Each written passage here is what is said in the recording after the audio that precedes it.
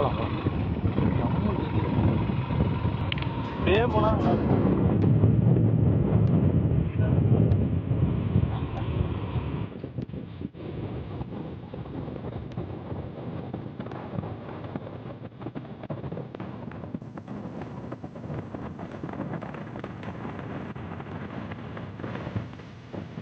சூலூரில் ஆரம்பித்து அந்தியூர் பர்கூர் வழியாக கர்நாடகாவில் இருக்கிற கூர்க்குக்கு நம்ம போயிட்டுருக்கோம். அவ்வளோ அழகான இந்த பயணத்தை நீங்களும் கண்டிப்பாக பாருங்கள். முடிஞ்ச வரைக்கும் நாங்கள் கேமராலையும் மொபைல்லையும் வீடியோஸ் நிறைய எடுத்திருக்கோம். உங்களுக்கு பிடிக்கும்னு நினைக்கிறோம், பாருங்கள்.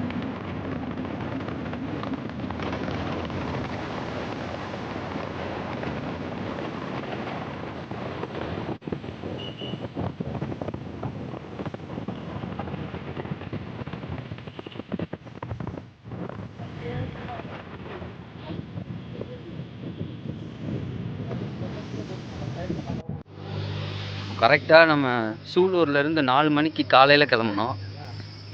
4 மணிக்கு காலையில் கிளம்பிட்டு ஒரு 2 மணி நேரம் ஆச்சு அந்தியூர் வர்றதுக்கு. இடையில வர்ற ரோடெல்லாம் பயங்கரமாக சூப்பராக இருந்துச்சு.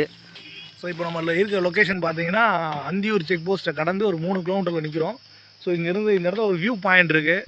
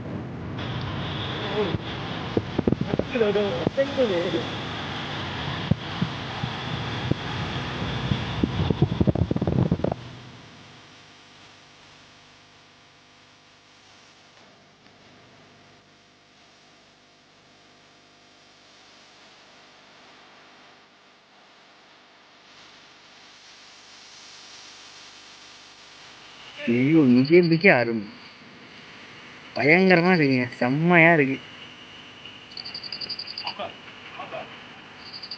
குட்டியா 2 மலைக்கு நடுவில் ஒரு குட்டி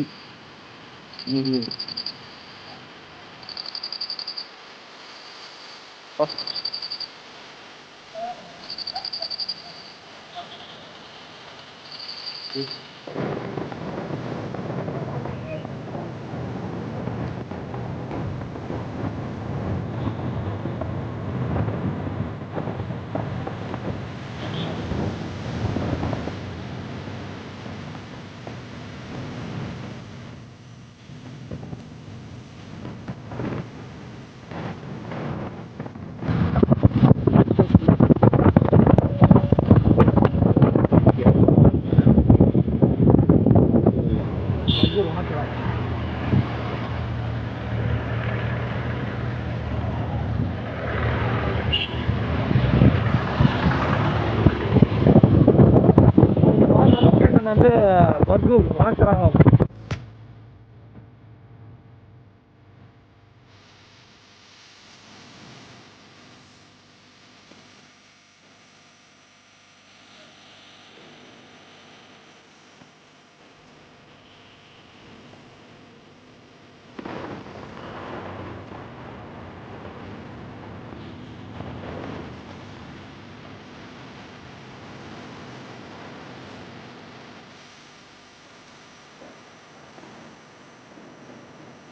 இப்போ சரியாக பர்கூர் வந்துட்டோம். நாங்கள் இங்கே போகிறதுக்கு முன்னாடி கொஞ்சம் மழை பெஞ்சது போல். அவ்வளோ அழகாக இருந்துச்சு ட்ராவல் பண்ணி வரும்போதேவும். இதுக்கப்புறம் நம்ம கர்நாடகா செக் போஸ்ட்டையும் கடந்துட்டோன்னா இனி ஒரே ரோடு நமக்கு மடிக்கேரி தான். வாங்க பார்க்கலாம்.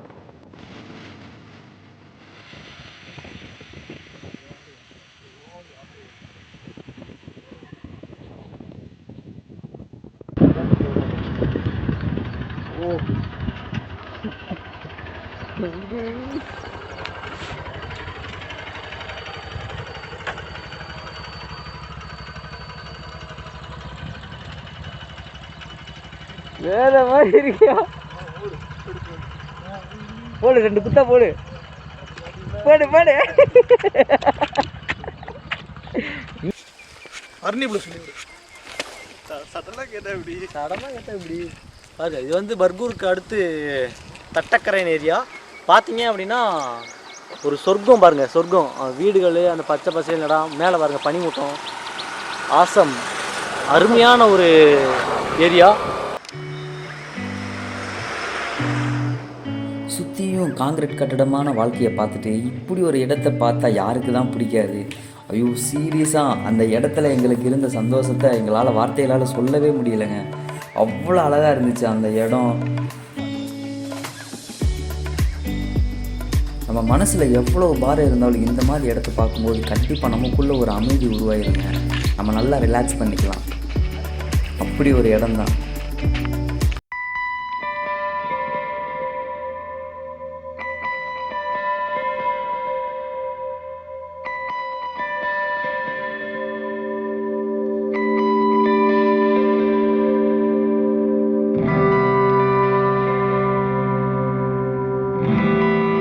கர்நாடகா செக் போஸ்ட்டை கடந்துட்டோம். கர்நாடகா ஸ்டேட்டுக்குள்ளே என்ட்ரி ஆகிட்டோம். கர்நாடகா ஸ்டேட்டில் இ பாஸ் வந்து அவசியம் இல்லை. ஸோ எங்களை எதுவும் கேட்கலை. கர்நாடகாவுக்குள்ளே என்ட்ரி ஆகிட்டோம். இனி நம்ம ஸ்ட்ரெயிட் ரூட் மடிக்கேரி.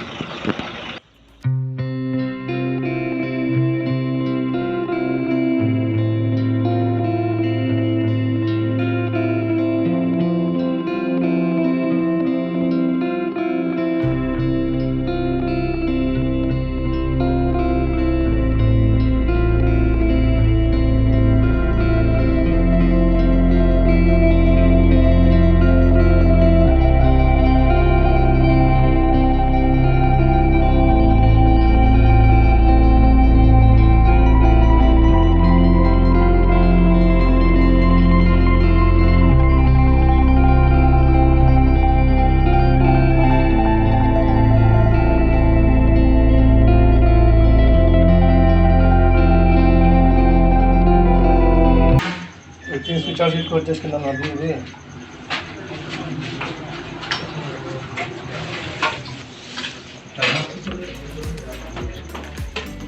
బాజరమా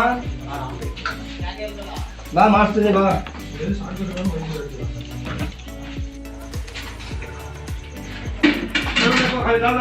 हाँ हाँ मासे नीचे लेके हाँ அந்த வேலையே ஒரு கடையில் நிறுத்தி நல்லா சாப்பிட்டுட்டோம். சாப்பிட்டதுக்கப்புறம் எல்லா பைக் டயர்ஸ்லையும் ஏர் செக் பண்ணிவிட்டு அப்புறம் ஏர் அடிச்சுட்டு அங்கேருந்து மடிக்கரைக்கு கிளம்பிட்டோம்.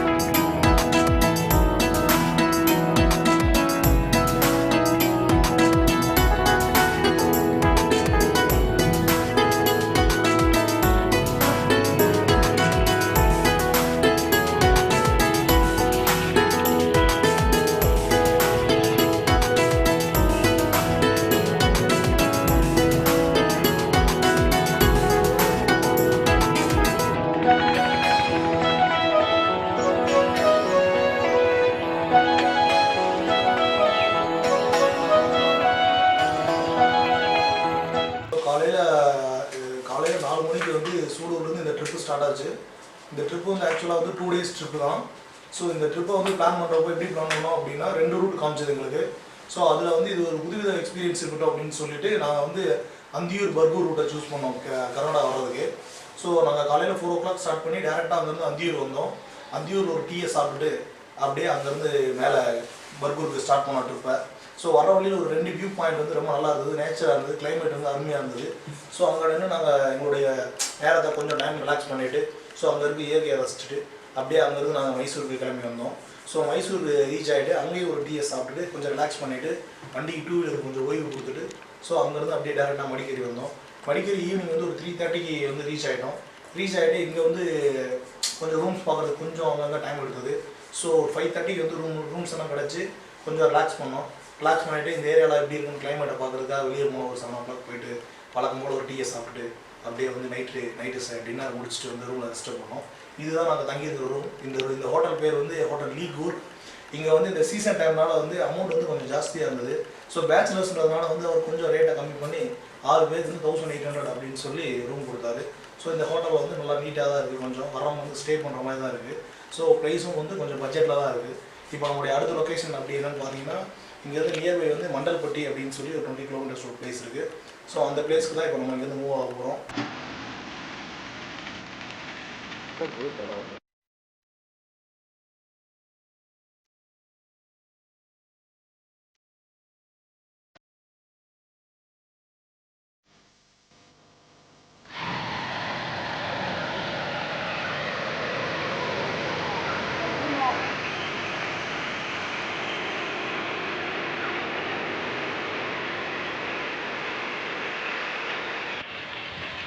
அப்படிதான் வாங்க அப்படியே சுற்றி வந்துருக்கீங்க.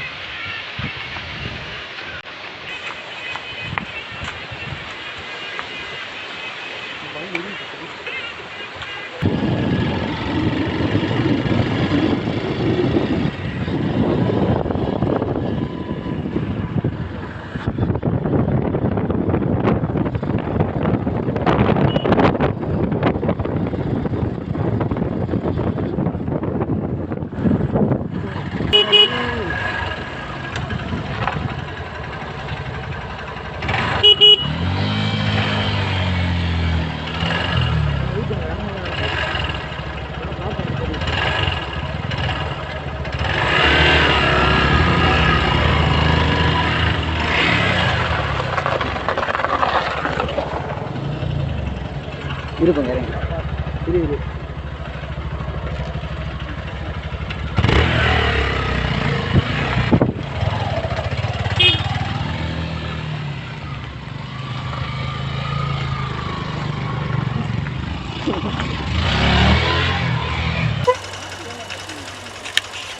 மண்டல்பட்டி ரீச் பண்ணிட்டோம்.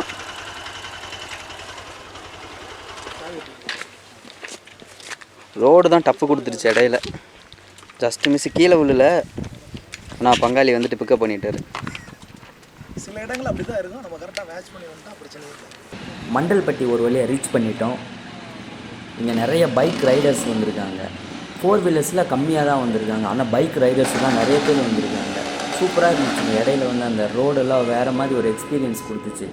இப்போ நீங்கள் பார்க்குறது தான் இந்த மண்டல்பட்டி அந்த டாப் வியூக்கு போகிறதுக்கான என்ட்ரன்ஸ். வாங்க மேலே போய் பார்க்கலாம்.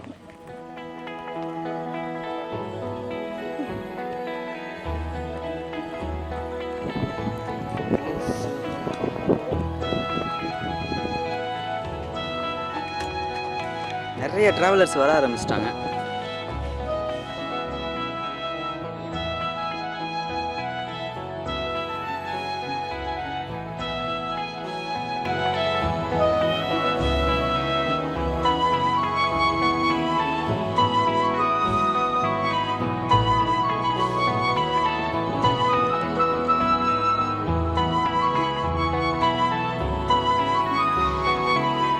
இயற்கையை ரசிக்கிற எல்லோருக்குமே இது ஒரு மிகப்பெரிய வரப்பிரசாதம் தான்.